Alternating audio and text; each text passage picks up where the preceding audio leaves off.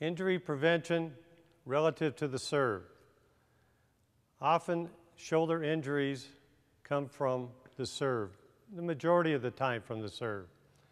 So Alan's going to demonstrate what to do and what not to do.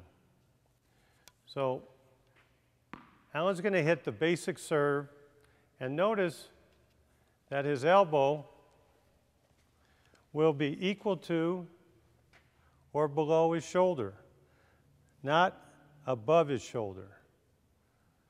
Let's take a few shots and look at that. So it might look like his elbow is going up, but as he's hitting the ball, he's actually moving his shoulders a little bit.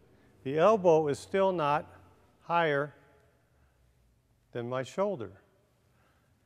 If it is, and Alan hits enough of these the wrong way, he will impinge his shoulder or actually hurt his rotator cuff.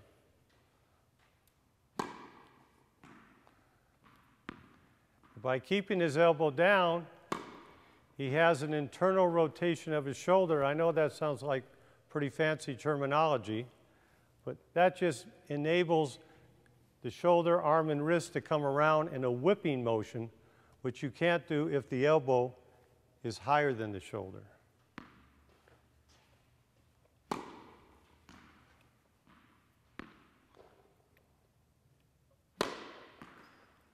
Great coach, huh? Okay. Now, as players become more advanced, they actually learn to drop the front shoulder and be in this position. So it looks like my elbow is actually higher than my shoulder, but it's not. It's only because I drop down, and we do that to enable ourselves to get spin on the ball. So Alan's going to demonstrate a little more advanced serve. So it looks like his elbow is coming up too high, but actually it's because his shoulders have rotated. Another common misconception that can cause injury to the shoulder when one is serving is where should they make contact with the ball? They meaning the server.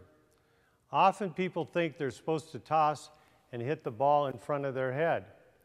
By doing that, we're hitting in a weak position, and it's very easy to hyperextend our shoulder. So from the angle of the camera on the side here, this is full extension, that's hyperextension. You have to look carefully. It's only about 1.5 inches. But if I hit in a hyperextended position, I will damage my shoulder.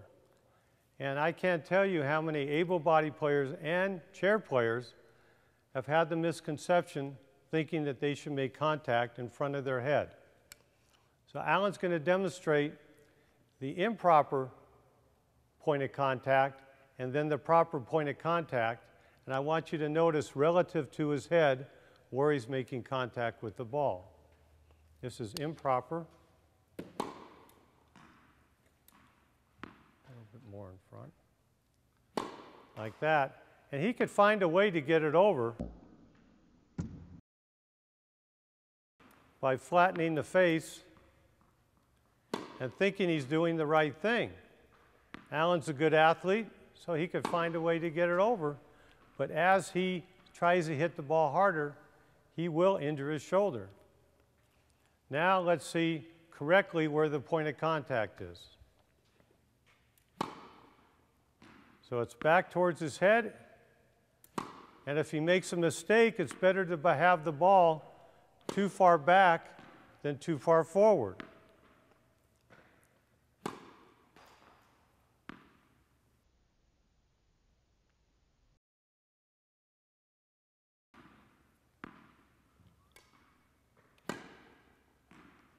So by doing these few things as you're teaching your students, making sure they don't supinate, making sure they don't hit with their locked arms on their backhand. We don't want to see the poke and the hope. We don't want to see a locked arm and the wrist going. Serve, elbow equal to, we call this a trophy position, or if we're straight, we're here, equal to or below the shoulder, hitting the ball relatively by the head, or I should say above the head. Then your student's going to develop into a fine tennis player without injury, never have a concern about transferring.